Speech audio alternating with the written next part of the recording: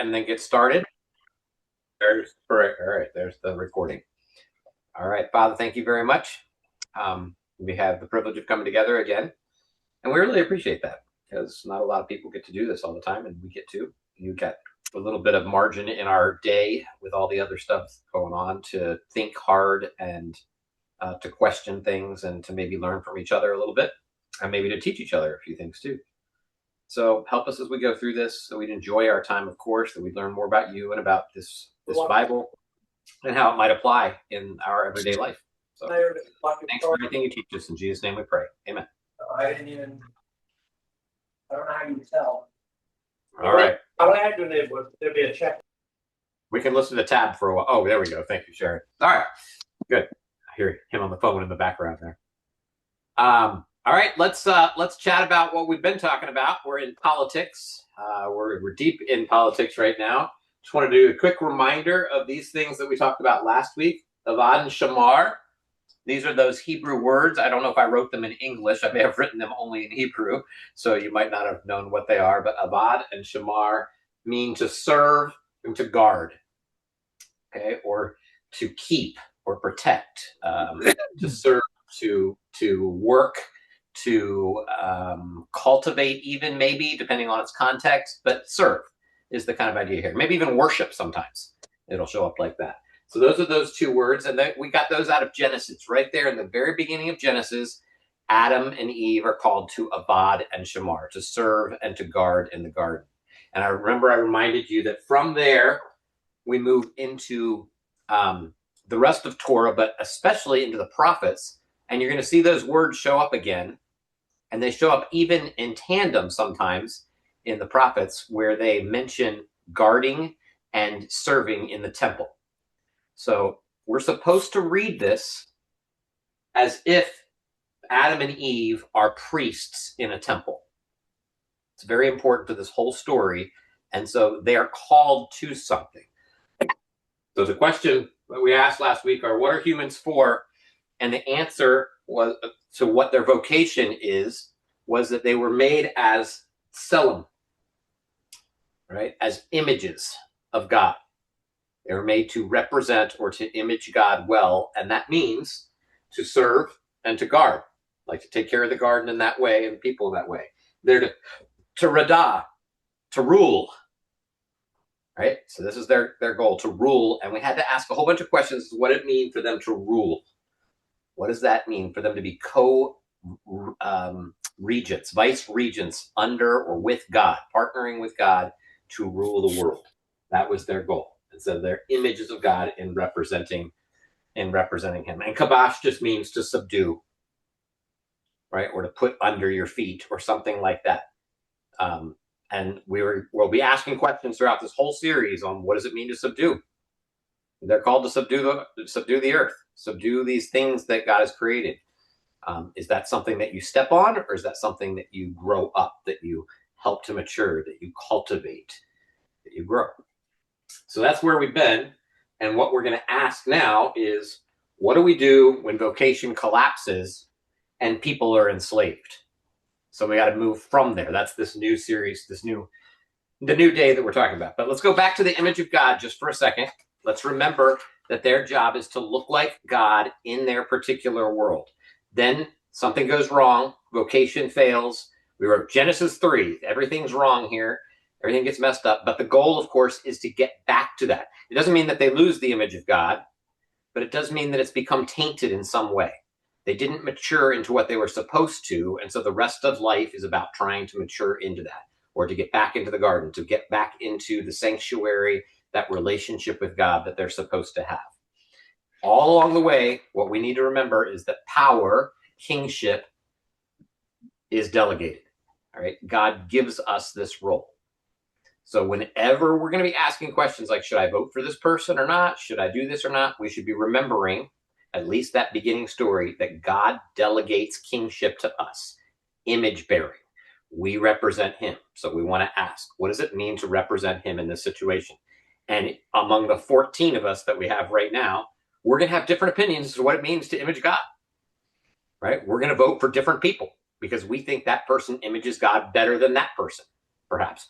Or we might admit together that none of them really image God, so we're just trying to pick the person who doesn't image Satan the most, or something like that, right? That's our goal. So we're going to disagree on a bunch of things, and that is fine. I mean, I wish it weren't the case. But what we're going to get into with this question is, when vocation collapses and people are enslaved, is going to be the big picture question. Like, okay, so now how do we treat people? What happens in all of this? Right? So this is an application to Genesis 1 that we're going to be in, like this political language. And this is kind of what we started in on last week, and I never gave you quite maybe enough time to talk about it. We can intro it, but I don't want to spend too much time here because we don't have enough Bible verses yet to really find our foundation. But this dehumanizing language that some people started talking about, right? Certain countries that Trump has said are evil countries or bad countries. Reagan had certain countries that were bad countries, right? They were the evil empire, that's the whole thing. And of course, the Germans were an evil, like we all push something on some group, whether it's true or not. So when politicians use this kind of language, what should we be thinking? Do you know any other examples? How does this affect you? How does this vocation question affect you when you hear the news and you hear the different opinions, right? They're not people, they're animals. You've heard that phrase before. Or, those people represent an extremism that threatens the very foundations of our republic. Okay, so I chose a line from Republicans and I showed a line from Democrats just to be fully in for both of those things, right? So any of that, like, that language that oppresses, that pushes down, you've heard any of that stuff? We call the Germans Krauts and the Japanese Nips and all the names that we come up for different people at different times. Mm-hmm. And the towel jockeys for the terrorists that wear turbans and all those nasty things that people say to dehumanize. Yep. I feel like we hear it pretty consistently, right? Dehumanizing language from about people. It's so. Now, Oh, sorry. It's so ingrained in our language. nowadays we just call them liberals. Go ahead, Carly. I just found out today. Do you know where the word picnic comes from? I don't. We all know what a picnic is, right? So Yeah. It used to be that when the slaves were taken to market, you would go and take a blanket and sit on and take food, and the women and children would watch while the men bid on and bought slaves. And so it was pick and then insert your derogatory word of choice there. Really? Shortened to picnic. And we're so far removed from that now, right? That sounds insane. I'm sorry, my dogs are loud. But yeah, they're not even happy about this kind of language. Yeah. Do you know where WAP comes from? Oh no, we're gonna get no. Go ahead. Uh-oh. Without papers. When they came into Ellis Island, if they didn't have papers, because Mussolini had taken all the papers away from the people, so they couldn't travel, and so their incoming paperwork was stamped with WOP. Okay. So that one at least makes sense. It's not like intentionally insulting in its statement, right? It's just saying, hey, they don't have papers. We have to call them something. Writing all these down. It became something degraded. What, Josh? Yeah, I'm writing all these down. I got ammo. That's why I come to Tuesday school to dehumanize people. Right? All right. So here's the harder question. Not coming up with people who dehumanize people. That's all over the place. But we as individuals, as Christians, what do we do with this? Like, to what degree, like, at what point do we go, okay, I can't support this candidate, or I can't support this person who's already in office because they use this level of dehumanizing? If we all do it just a little bit, I don't know if we all do it, but I'm just going to make an assumption right now. At what level do we go, like, this is, like, they're so far off representing God that I can't possibly vote for them? Or does that even matter to you? Like, I don't care if they represent God. Doesn't matter to me one bit. This America's not a Christian nation anyway. Who cares? Most can of a the Christian information that most of the information that's used to be derogatory is made up or characterized by the people who want to start a fight. It's not even the person. It's not even what they said or did. It's Right. somebody else makes a straw man so they can attack the other side. Yeah, I think that that's something that becomes evident once we take a step back and maybe ask a question like Jace would ask, would I treat someone else this way? A lot of the derogatory words I don't think would ever come out of any one of our mouths. And so we have to think about, where did these concepts come from? And I'm pretty much 100% behind it, the fact that it's just pure media propaganda with the intent of creating the Hegelian conflict of red, blue, you, me, they, us. None of us would do that. I would say if you put all of us together in a community, we would never get to the level of tearing each other down. Just wouldn't. I don't know. I've lived with it. Yeah, I'm saying that as the person who I am now, Sure. right? Yeah. I agree that each of us has a certain maturity level in terms of how we're making it through our existence. But I'm saying in terms of someone, I'll just throw myself above the bus, someone like me that exists for other people, I would never treat other people this way or that way. It amazes me when it becomes the Christian idea to protect our testimony or Jesus's testimony by keeping certain people out. And in order to do that, you have to dehumanize. So, like, I've as a teacher at a Christian school, sat in a community meeting where a trans person received an award, and my boss will not clap. Because obviously, trans people, and she called her a thing and said things like that shouldn't work with children. But to her, and it's taken me a long time to see this, to her that was safety, that was protecting the children she was caring for by not exposing them to something she thought was wrong. But when that exposure is the way someone else expresses themselves as a human being, it gets muddy really fast, and so she felt justified calling that person a thing, because that's truly what she saw them as.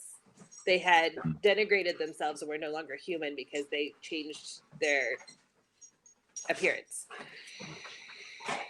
I mean, this happened 2 years ago in a staff meeting. So I would hope that we wouldn't, to those extreme examples, go there. But I don't know. In my little tiny red community here, it feels like I'm hearing more and more of it in certain directions. Certain people we've decided are too dangerous. Now, what's interesting is that it seems like, I have a feeling probably all 15 of us here would probably agree with those general sentiments. Like, we wouldn't want to do that. That doesn't seem to be the right thing to treat people that way. However, the Bible often does do that, right? Like, we did a whole series, our most recent series, on these angels and demons and dragons and things like that.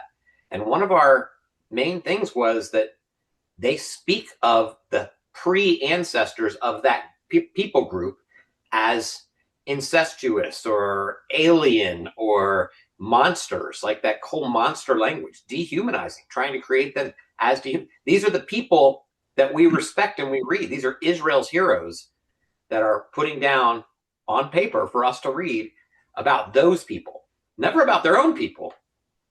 It almost feels like the Bible is pretty constant in saying, yeah, those people are evil and they deserve to be dehumanized. We, however, shouldn't. Well, and So yeah, go ahead, that's rampant in the Tower of Babel narrative there, where they're using kind of the land of Shinar instead of using Babylon. They're making digs at the building materials that they're using. So it's pretty rank in that passage as well, where they're using pronouns that they would not have, that Babylon would not have chosen to use for themselves. Yeah. Yeah. Interesting. Yeah. And I think a lot of it has to do with the context we live in, because like Carly, I'm in an extremely red area now. But when I was in Boston, they extended the same courtesy to the Republicans. That, and I think that's fascinating to me, that we think that the red states are the only ones doing this. You go to a blue state, and you come out that you're a Republican, they will turn it around just as fast on you. Although I will say there is one thing worse. Well, I won't say that. I will say that godless Republicans are the most cutthroat. I would rather, from living in New England around Republicans who don't give a flying rip about God, they are disgusting individuals. So if you're in a red state now and you think that Christian Republicans are bad, go to a New England state and find out what real Republicans without God, how bad they can be. I'm convinced that if we were looking for our identity in politics or even sexuality in our, we're going to miss the mark here, because really to be grounded in Christ and to be Christocentric, Christ-centered, our identity is to be transformed into the image of Jesus. And so it's this constant working out. It's this democratic evening up business of being, we're all equally sinners, so we can come to the table and of the mystery and understand and try to understand the mystery of grace and say, hey, I'm worthy of this too. And like my wife says, even me. Like I'm like, yeah, even you. She still struggles with it, right? But yeah, I think I think the question is, where are we getting our identity? Like, what are we? And let's face it. I mean, I'm just as guilty. Not sure I want to confess here, but where am I getting my identity? Like, what are my political? I usually don't show people my hand, but what's my political stance? What's my, uh, you know, sexual orientation, etc. Yeah. I think as Christians, though, right, our identity is found in what our vocation is. What are we called to do? What are we called to be? And that is a political move, right? Yeah. So I'm going to keep reminding everybody of that. It is politics that we are called to be involved in. That doesn't mean necessarily we have to vote American, blah, blah, blah, blah. It might, but how community works, how it relates to the other. Great Commission, to quote Tom.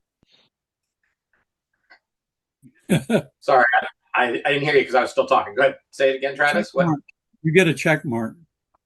I said, are you saying it's the Great Commission? I got to beat Tom to it. Yeah. Yes. Right. Yeah. What the vocation is, right? To represent God in the world. That's what we're trying to do. So, and that's a political statement, right? As we get to the New Testament, we'll say it over and over again. Jesus is Lord is a political statement. It doesn't simply mean, woohoo, we get to go to heaven when we die, which is what some people translate the Great Commission to be. But let's remember, there's very few statements in the Bible that talk about going to heaven when you die. Heaven is a place that you live in now when God's kingdom comes to earth. That's the goal, right? So we want that to happen now where we're at. So voting is important and moving people out of positions. Those are important things if that's the way our culture does things. I just want to remind us that the Bible's not going to be, remember that photo mosaic? We all think a photo mosaic will work. If we just get all the passages, then we can see the big picture.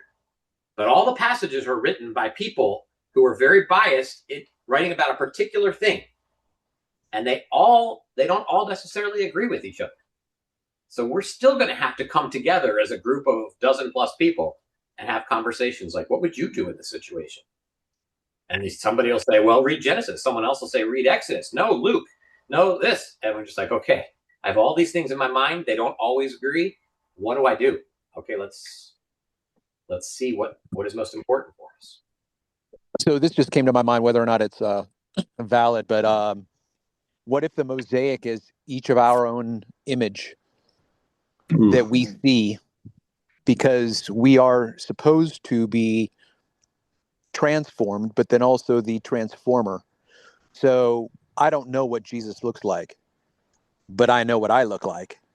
And I know what I want to look like in certain community, environmental, situations or whatever. So to me, I just had that vision of like, oh, that's kind of interesting to think about the mosaic. All the things you're saying, Jace, everything, the verses, this, bad, but when you look at the mosaic, each of us sees ourselves as the reflected image. That's pretty interesting, I think. Yeah. Yeah. I think the problem too with the Old Testament, like you're saying, is it's not univocal. I think I'm trying to think. It's this. Correct me if this is even a word. Multivocalic. Is that? It is. I used it in Tuesday school a million times. I'm sure. Yeah. Thank you. I knew I went there and I was like, it's not univocal. Yeah.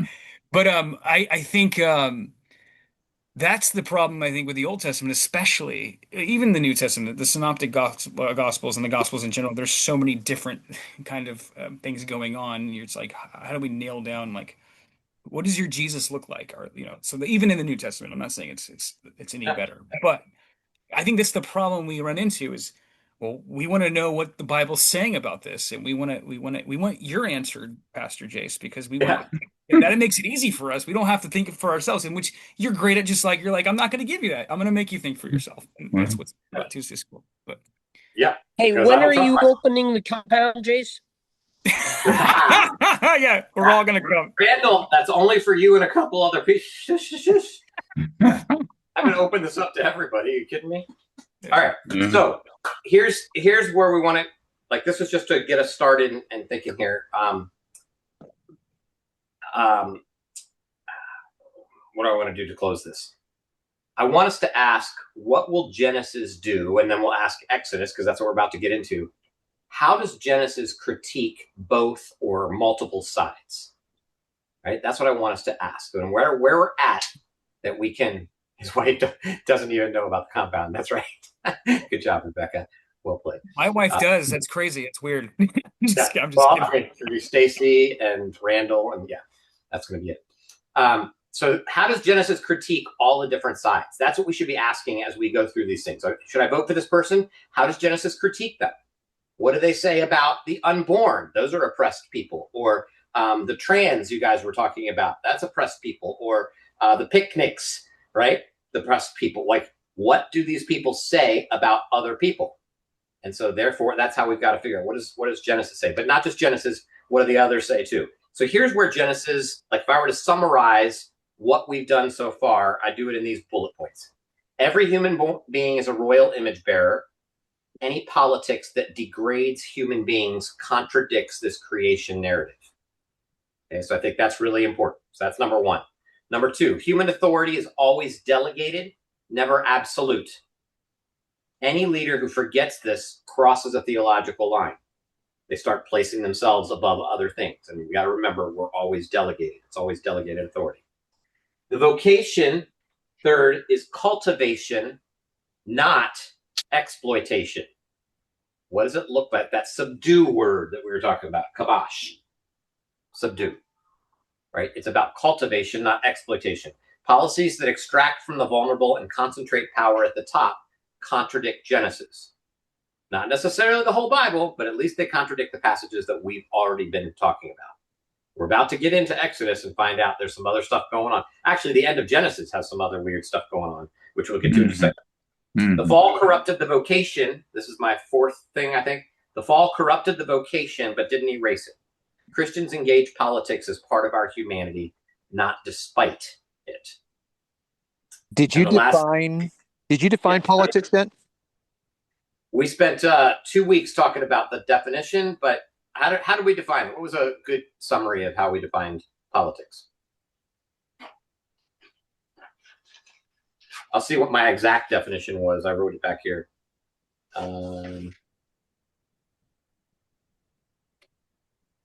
Here's how Michael Rhodes defines it. He says politics equals how God's people, we're talking about specific politics in a setting here, how God's people arrange our life together and seek to love and serve our neighbors in public.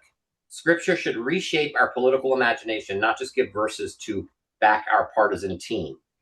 So the word politics comes from the Greek word polis. We talked about that, which just means city, and how we arrange life in community. That's how I keep explaining it, how we arrange life together as a community. And then we have to answer the questions that every community answers, like who belongs to this community, who has power, how do we check power, what do we owe each other, who gets protected and who gets left out. It's always going to be a question. And what stories do we tell about ourselves and who gets to tell them, right? All leading to our vocation kind of thing. Can you repeat your very first point before the human authority is always delegated? Yes, every human being is a royal image bearer. Selim. Greek, that word icon. That's the one we remember because we all have icons on our computer, right? It's an image. So it's Selim. Any politics that degrades human beings contradicts this whole storyline that we're telling. So I got a whole bunch of cool questions in here, but I think I'm going to save them because they're going to keep coming up, and I want us to get a few more texts in. So let's move to this question. What do we do when vocation collapses and people are enslaved? That's our next question. So, and the answer is going to be Exodus. That's where we're going to head to. I would say probably Exodus is your most paradigmatic story for Israel's who Israel becomes. They're always going to be jumping back to this Exodus text. The Passover, the slavery, and the moving out of slavery, all that. And so it's all about what does it mean to be liberated? Once you've been enslaved, what does it mean to be liberated? So I wrote, this session is the theological foundation for everything the prophets will say later. You can't understand Amos or Micah or Isaiah without understanding Exodus and Torah first. And you can't understand Jesus's first sermons, Luke chapter 4, without understanding the whole concept of Jubilee and all that's coming. Okay, so that's where we're headed. So think for a moment in history or your own life when following rules would have required you to do something clearly and obviously wrong. What did you do? And maybe what should you have done in that particular instance? Anybody got a good example? Can you give that parameter again? Yeah. A time in your life or a time in history that you know of when following the rules would have required you to do something that's clearly, obviously wrong. So here's the rule. The rule is wrong. I shouldn't do that. What should I do? Do I continue to follow the rule or do I do my own thing?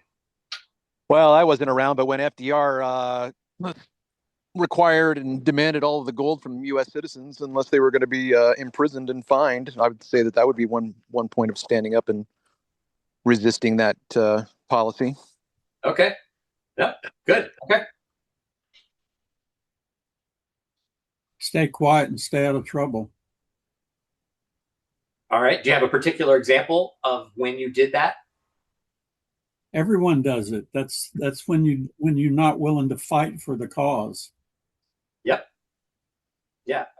I'm just looking for some examples of when you said, no, that's wrong, and you decided not to do it, even though it was somebody above you said you had to.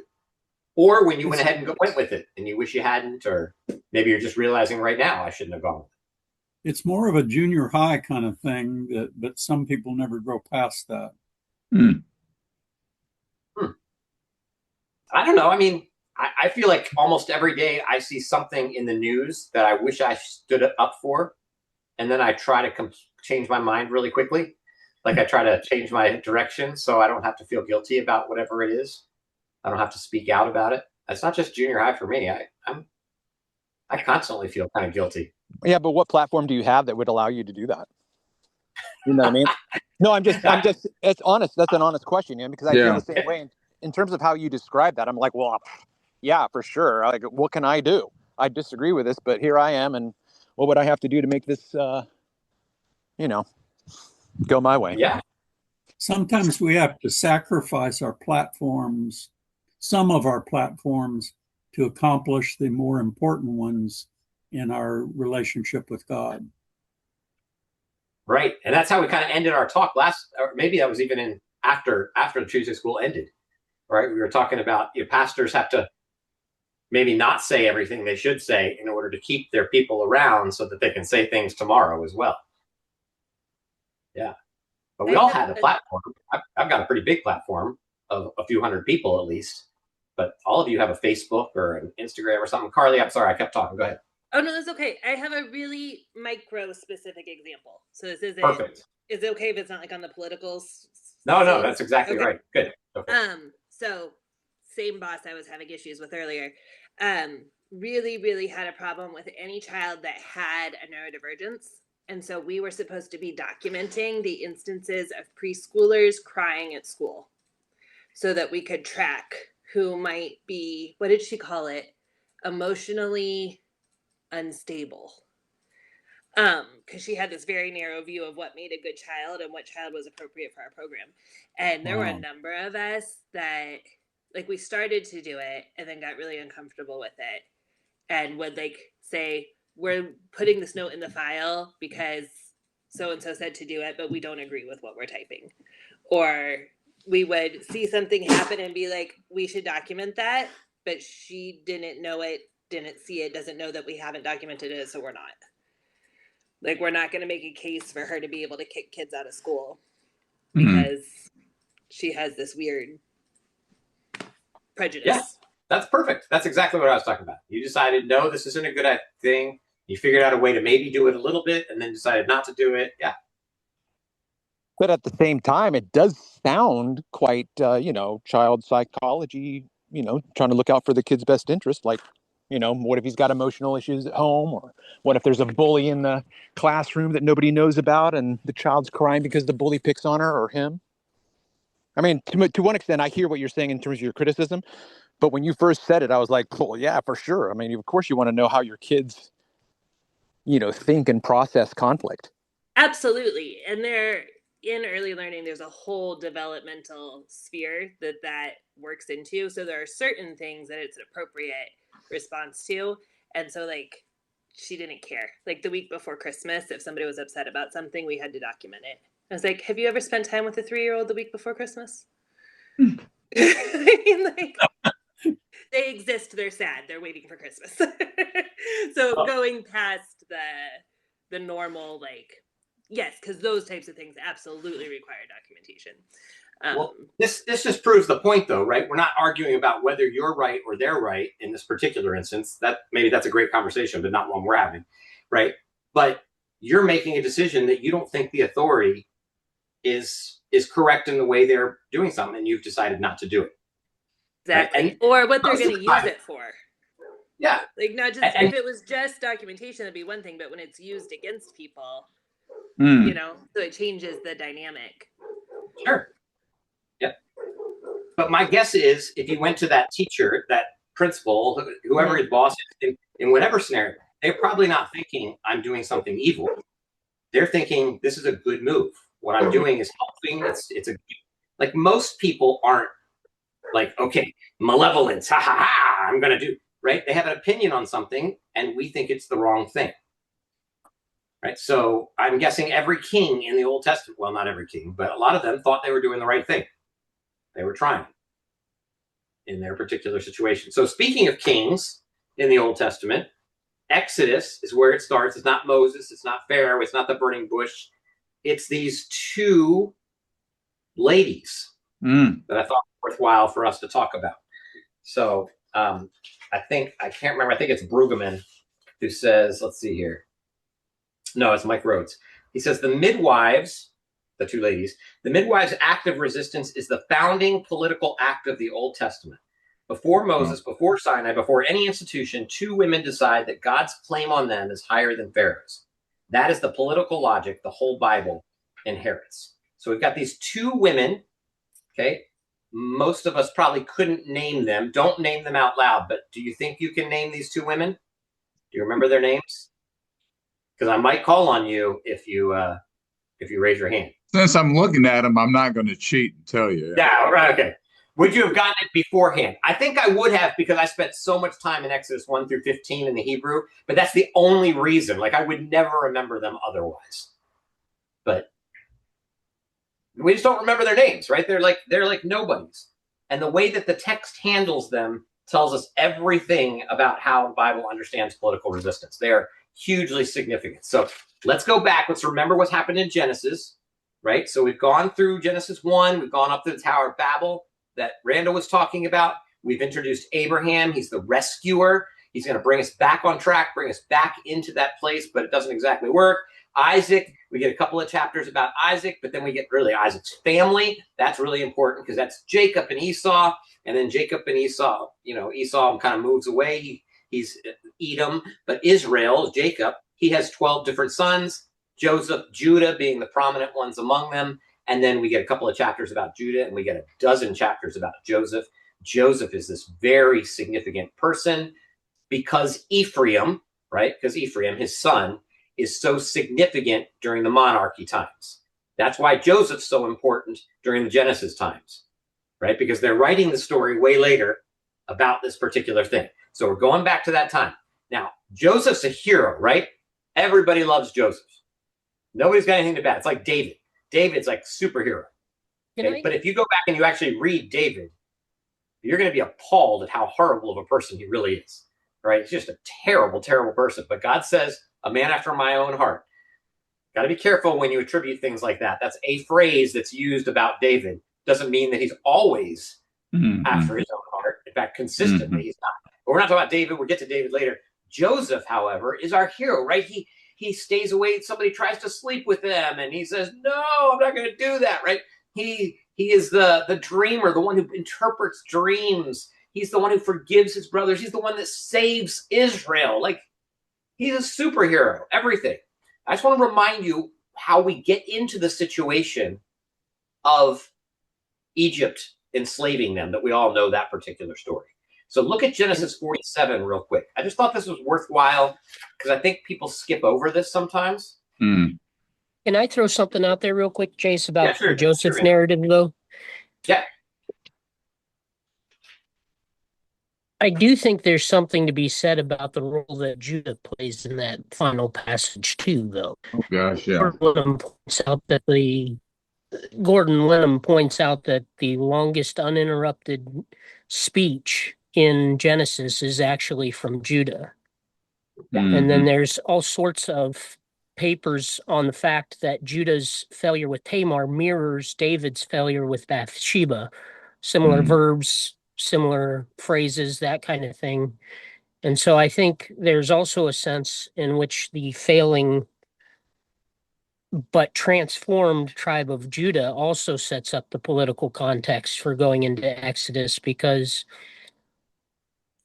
Judah will be the one that actually, we look at Joseph as the one who set it up for Israel to be in Egypt, but Judah's sacrifice for Benjamin is what actually passes the test for restoration on Joseph's behalf.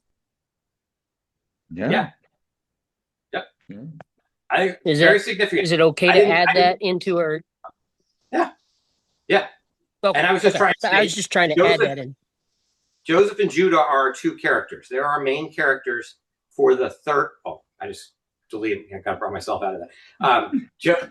Joseph and Judah are our two characters that bring in the kingdom, right? They're significant to the kingdom later on. So I'm not really saying whether they're good or bad. They're both good and bad throughout the story. Yeah, the Tamar story is the same as the David Bathsheba story. It's actually a similar story to the Genesis 3 story as well. There's a lot of looking and taking. You're right. Eating.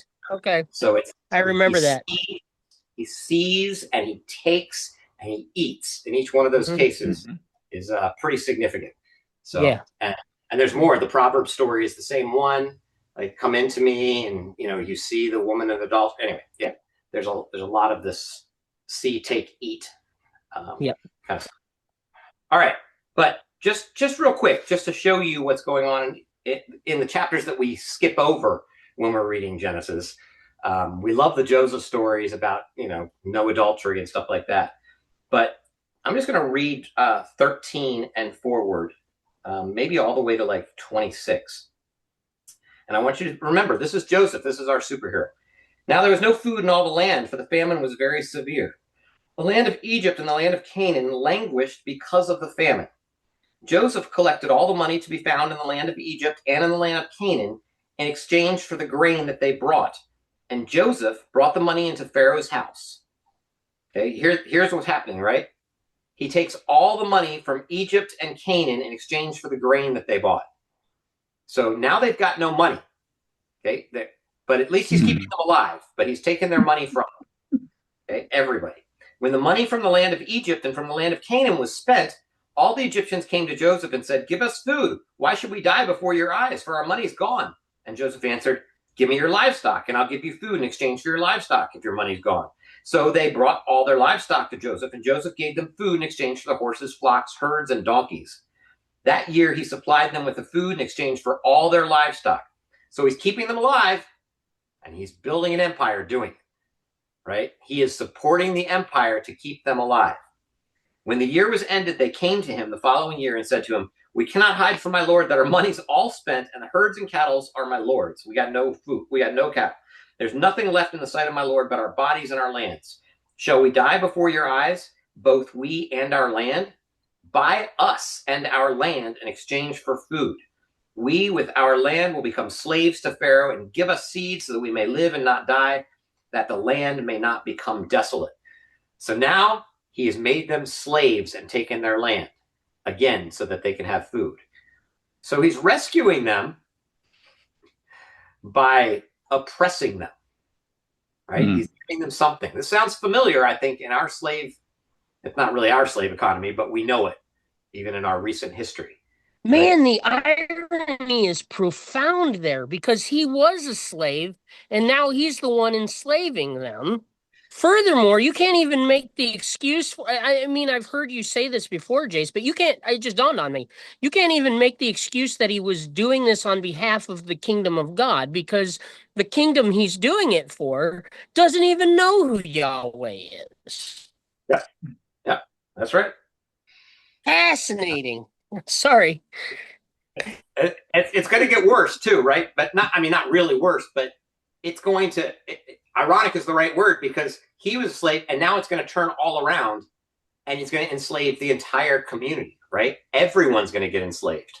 By the end of chapter 50, a Pharaoh is going to come around and he's not going to know, he's not going to have heard of Joseph, or he's not going to give Joseph any special privileges, whatever the case. He's going to ignore Joseph and he's going to enslave the whole group.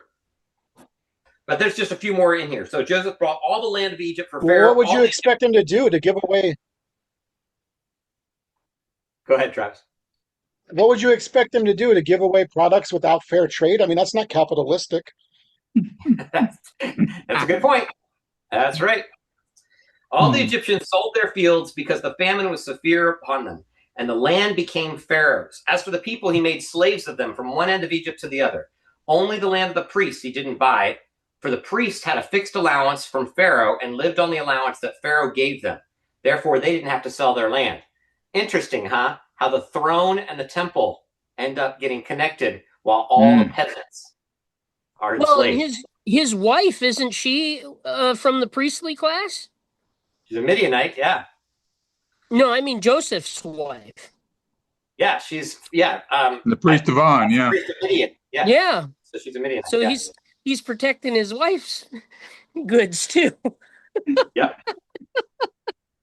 Then Joseph said to the people, "Now that I have this day brought you and your land for Pharaoh, here's the seed, sow the land. At the harvest you shall give 1/5 to Pharaoh.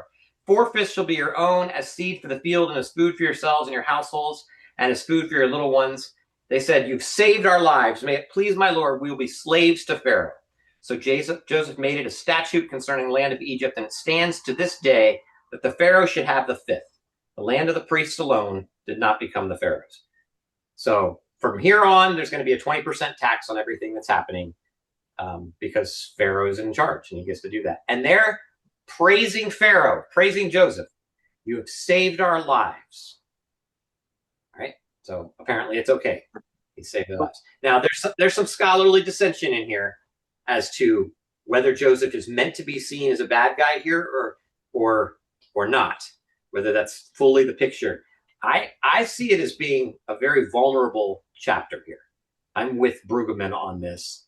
That they are trying to make a point that even our heroes aren't really fully heroes, and that's this trade-off we're going to get to in just a moment. As all of Egypt, all of Israel is in this place Yeah. of ruin. Yeah. Jace, I even think about Joseph is such a nice guy, but when his brothers come to Egypt, he isn't such a nice guy to them. Yeah, right. Yeah, he plays kind of a rude trick on them, but we're okay with it because they were mean to him, right? So it's okay. Oh yeah, but I think it was Randall's point, that Judah being the hero, saying, hey, take me instead of Benjamin. I mean, that's an amazing account there. It is. Yep.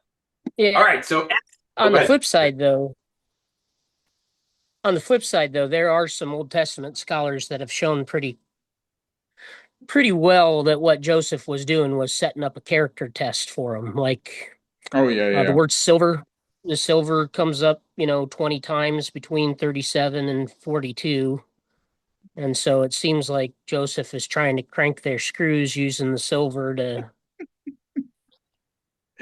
to fuck with them. For lack of a better word. That's pretty much what's happening. Yep. All right. So Exodus 1, verse 8. We've got to get to these two people, Shipra and Puah. Oh, well, I gave that away. Anyway, we got to get to these two ladies. So chapter 1, verse 8 says, then a new king to whom Joseph meant nothing came to power in Egypt. Okay, so that's one way of reading it. To whom Joseph meant nothing, or who didn't know Joseph. Didn't know Joseph, yeah. Right? So 4 centuries of faithful service, if our history is correct.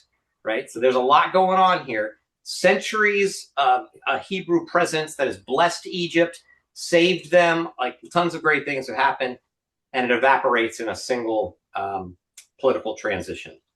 So Exodus 1, from there on 9 through 14. Somebody want to read just 9 through 14 so we can get to our ladies here? You said Exodus 1, 9 through 14, is that right? Yep. And he said to his people, behold, the people of Israel are too many and too mighty for us. Come, let us deal shrewdly with them, lest they multiply. And if war breaks out, they join our enemies, fight against us, and escape us from the land. Therefore, they set taskmasters over them to afflict them with heavy burdens. They built for Pharaoh store cities, Pithom and Ramses. But the more they were oppressed, the more they multiplied, and the more they spread abroad. And the Egyptians were in dread of the people of Israel.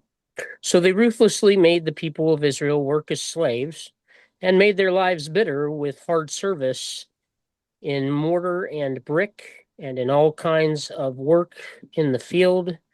In all their work, they ruthlessly made them work as slaves. Nice. All right, so things to notice here, right? Numerous. They're numerous. Therefore, because they're numerous, they must be a threat. So we got lots of people. We got to put them down. So this preemptive suppression before there's even a problem, before they become a problem, let's take them out because they might become a problem. And how do you take them out? You dehumanize them with labor.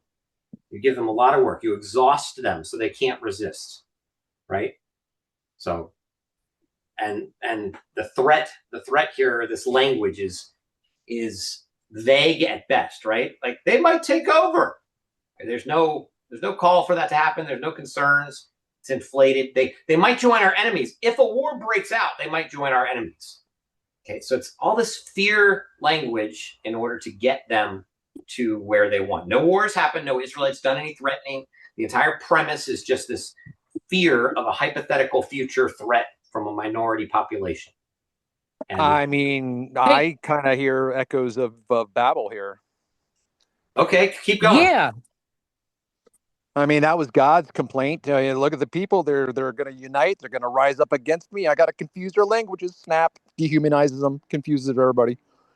Yeah. Okay. Interesting. Well, even some of the same words are used as in Babel as in the garden.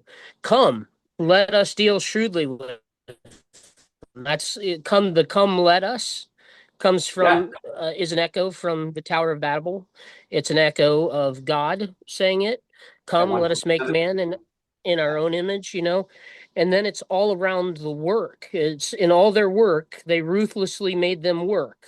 Hebrew doesn't repeat a word like that unless they're trying to make something pointed. And I guess I wonder if like this is an inversion of the garden story where God is king, giving them peaceful work. Right. When Yeah. Pharaoh takes over, he subverts the purpose for work and makes it a power thing. I'd like to suggest that there should have been perhaps a more specific social contract drawn up so that the slavery that the tribes volunteered themselves to had a limit to it. Yeah. They probably Would should they have have done that. Yeah. would they have been expecting some sort of jubilee at the end of this? It's not like a in perpetuity slavery, or how did it work in Egypt as opposed to Israel? They didn't have that. No Jubilee yet. Yep. Probably Israel didn't have it either, honestly, but at least it was in the law codes. Mm-hmm. Yeah.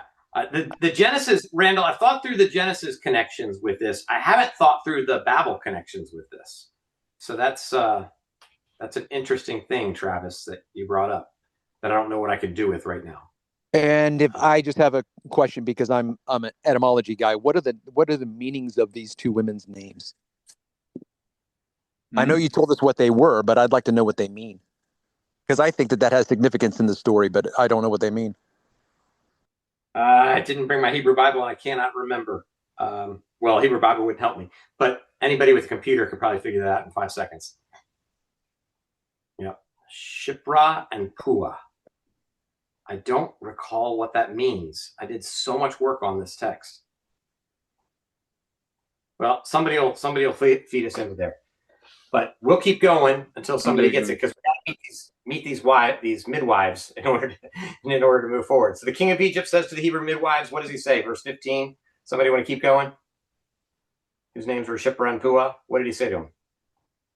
Then Pharaoh, the king of Egypt, gave this order to the Hebrew midwives, Shipra and Pua. When you help the Hebrew women as they give birth, watch as they deliver. If the baby is a boy, kill him. If it is a girl, let her live. But because the midwives feared God, they refused to obey the king's orders, and they allowed the boys to live too. Keep going? Yeah, keep going all the way to 21, please. Okay, sorry. So the king of Egypt called for the midwives. Why have you done this? He demanded. Why have you allowed the boys to live? The Hebrew women are not like the Egyptian women, the midwives replied. They are more vigorous and have their babies so quickly that we cannot get there in time. So God was good to the midwives, and the Israelites continued to multiply, growing more and more powerful. And because the midwives feared God, he gave them families of their own. That's the most Jewish thing I've ever heard. Okay. All right, so notice a couple things. Notice we have the names of the midwives, but no name for the Pharaoh. Okay. In fact, you're going to get very few names in the story, but it's very significant that Pharaoh isn't named. Not just because it's supposed to be every Pharaoh. It's not supposed to have a historical context necessarily, but as a denigration towards, like, the powerful are not named in this. The midwives are. So the text is giving dignity to the powerless and anonymity to the powerful. So an intentional narratival reversal, right, is going on there. Man, that sounds like a Phyllis Tribble observation there. Yeah. Phyllis Tribble's very impactful in my work in the past, for sure. So I think one of the key words in here is that they feared God, right? Mm-hmm. This is like a really operative phrase in here. It appears twice. It's the explanation for their courage. It's this higher allegiance over this lower allegiance. They say, well, we're going to fear God instead. So because they fear God and not Pharaoh, or they fear Pharaoh, but they fear God more. They're going to disobey a direct, unambiguous command from Pharaoh, the most powerful man in the world, in their world at least. And they're going to lie to Pharaoh, or at least deceive him. You can argue whether they really were very vigorous, as it says there, or not, but they are trying to get around doing what they're supposed to do, right? One way or another, I just think they're straight out lying. And God is going to say, rock on, ladies, right? Yes, be a liar. This is the same God who 19 chapters later is going to say, do not bear false testimony. Mm-hmm. Okay, so don't lie. Of course, it's in a court of law. They're not in a court of law, but whatever, right? The concept of truthfulness is very important, but he's going to be okay. The text isn't troubled by their deception. It doesn't stop to defend their ethics. It's assumed that their ethics are correct. God is kind to them. He gives them families, right? And what's their weapon? Their weapon's not violence. They're not doing anything. They're not like, let's go to the king. Let's do all this stuff. There's no political organization. There's no revolution. None of that stuff is happening. It's just, no, we can't do this. We can't obey. We're not going to do it. And the result is, I'm just giving you the text, the people multiply. So one small act of conscience, we're not going to obey, multiplies into a nation, and God says he's pleased. So what do we do with that? That's the question, right? What happens from this? So Brevard Child says the narrative dignifies the midwives by naming them while Pharaoh goes unnamed, a subtle but powerful inversion of the expected social order. Those who fear God are shown to participate in a moral order that transcends and relativizes political authority. Wow. And here's Brueggemann. The midwives are the first heroes of the Exodus story, and their heroism consists entirely of a quiet, persistent refusal to participate in a state-sponsored murder. No weapons, no speeches, no manifesto, just we will not do this. This is the shape of prophetic resistance at its most basic. I love it. So here's our first civil disobedience, I guess, more or less, right? They break the law, they lie to the authorities, God blesses them, and this creates a tension for us in our photo mosaic, doesn't it? Because we're reading this, and then we're going to read Romans 13 later on. That's going to say, abide by your authority. God has put them there for a reason. Listen to them. All right, and then we're going to read Daniel later on. Daniel's going to say, stand up against them. Keep praying in the window. Shadrach, Meshach, and Abednego. We're not going to bow the knee to your idols, and we're going to get thrown in the fiery furnace. But Romans 13 says, obey. Obey the authorities around us. So when do we obey? When do we refuse? What does resistance look like for us based on these things? Any answers to this? Yeah, go ahead, Randall. I just want your take on this too, that there are a lot of Old Testament scholars that make a case that Israel doesn't even know her God at this point. That Israel doesn't know her God?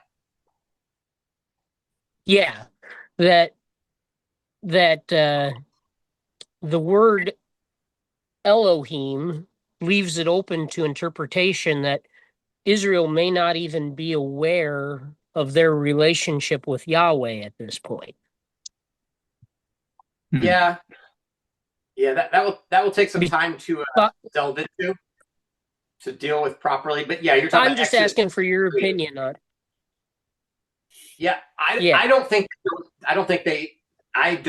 they don't know. So I think they do know the name Yahweh, not just. And I think Exodus 3 is gonna. I feel like that's where it's leading us personally, but that's going to take us a far afield of where we're at right now. But that would be fun though. Maybe we can go back into Exodus after we do Genesis. Then I could get back into the Hebrew of all this. But David, were you about to say something? Well, I mean, I was looking. You said about Exodus 3 when God identifies himself to Moses. He says, "I am Elohe Avika. I'm the God of your fathers." Right. Abraham, Isaac. Yeah. So he doesn't call himself Yahweh at that point. He calls himself Elohe. Well, he is going to in Exodus 3, though. Yeah. Just right in the same area there. That's Yeah, just his right. first statements. Yeah. Cool. Okay, so back to the question. When do we obey? When do we refuse? What does resistance look like? Are there any contemporary examples that you can come up with? Just as we got 10 minutes to wrap this up. How about a contemporary example?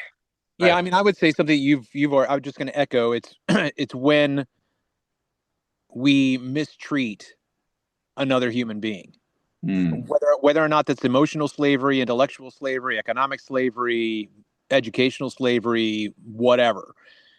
So then we have to get to a point of standardization in terms of like, okay, what's the least amount of humanity I have to treat you with? Mm-hmm. But I think that's the place to start is, and again, it goes back to the golden rule. Ultimately, I mean, really, I would wonder if you would ever get to a point to where you could interview Ted Bundy or somebody who's, guilty of atrocities and say, honestly, like, do you want someone to do this to you? Because I think ultimately someone would have to say, no, absolutely. I would not want anyone to treat me the way I've treated other people. To me, that's almost, almost a self authenticating ethic. Okay. Yeah.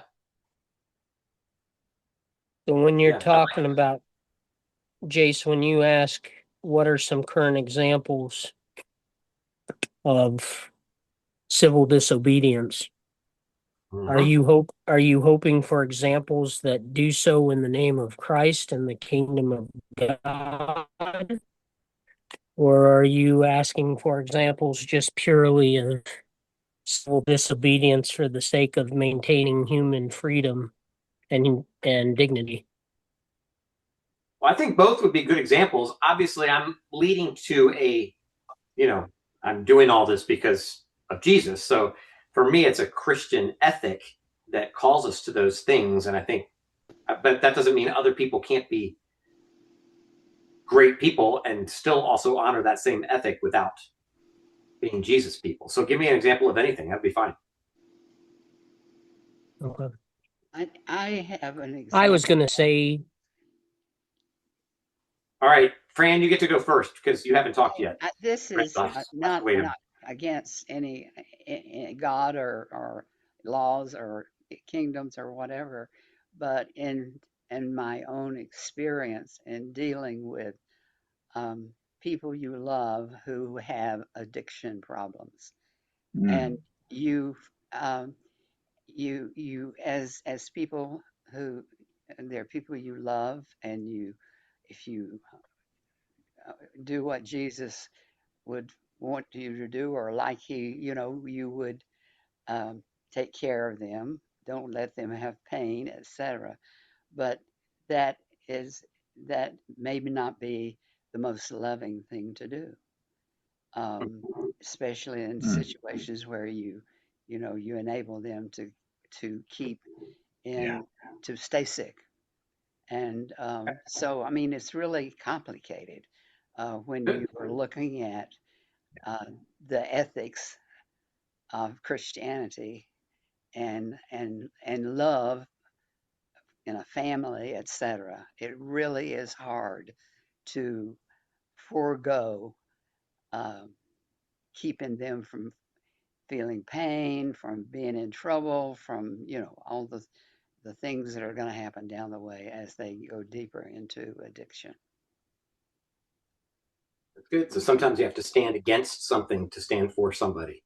Yeah. You have to stand against them for them. And then when you behave in that way, society looks upon you as being unloving, uncaring, downright mean, etc.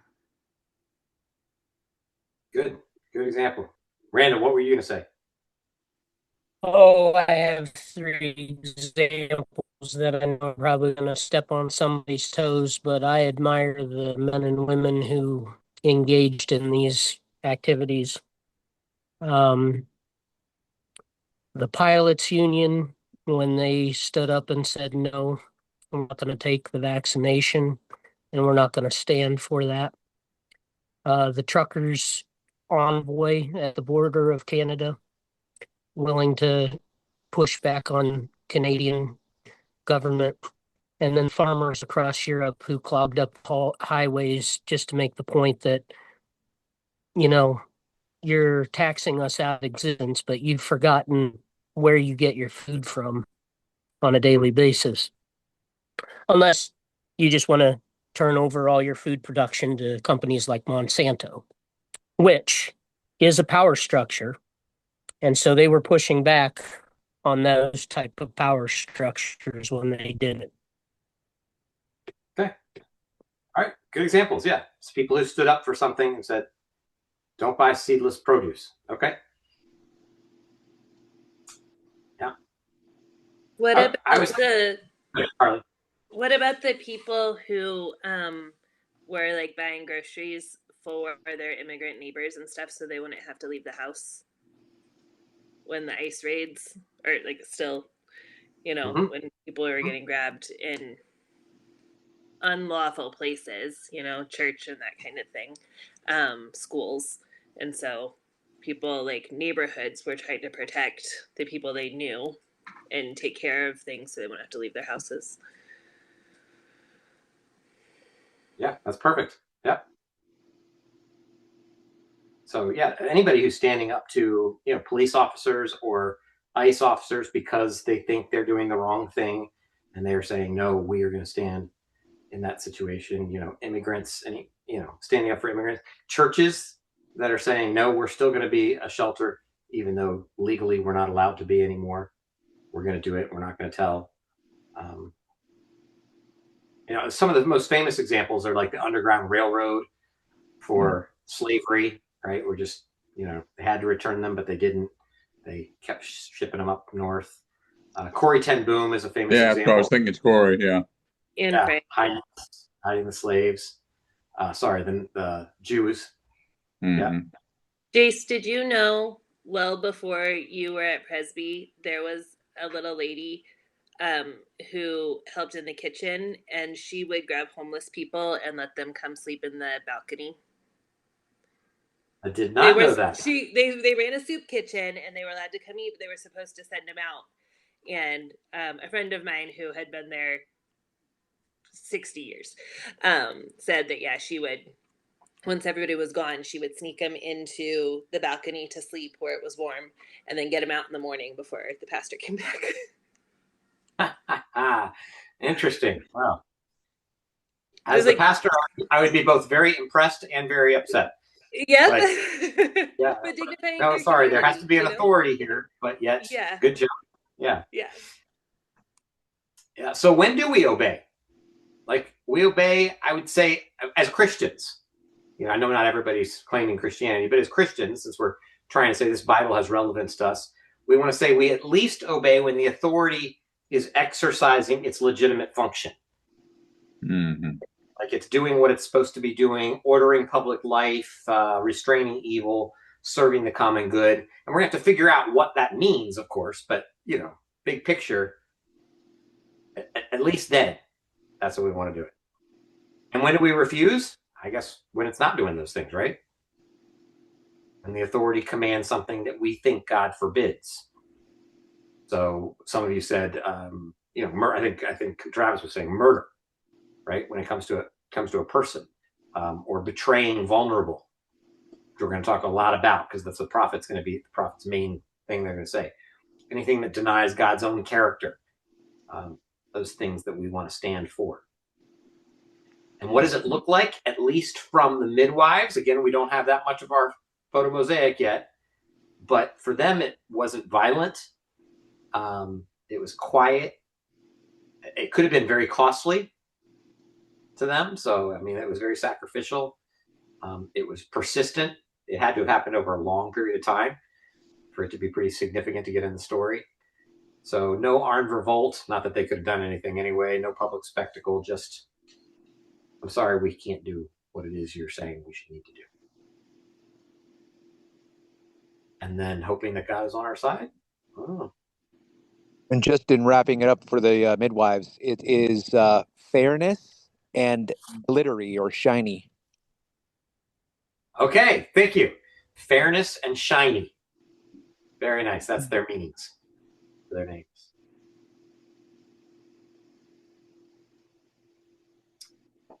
All right. Well, it's 9:15. Well, it's 9:14. So this is probably a good pause for us to get into next week. We are going to definitely want to hear from Exodus chapter 3 and 4 as Yahweh tells us who he is in this next passage. Bush, because I think that's going to be really important because of some of the things we've already talked about. That Genesis see, they see the apple, they eat, they see. Well, God is also going to see, and he's going to hear, and he's going to come and do something, like who he is as a God, freeing slaves. That's the kind of person that he is. So we need to look at who he is for us to understand not only his creation, but his saving, which end up being the same thing as we talk about a lot, right? Creation is recreation. It's the same movement that's happening, or redemption that we've been talking about a lot. All right. That's good for today. Exodus 3 and 4 next week. Thanks for those of you who are here. I haven't even seen who else is here.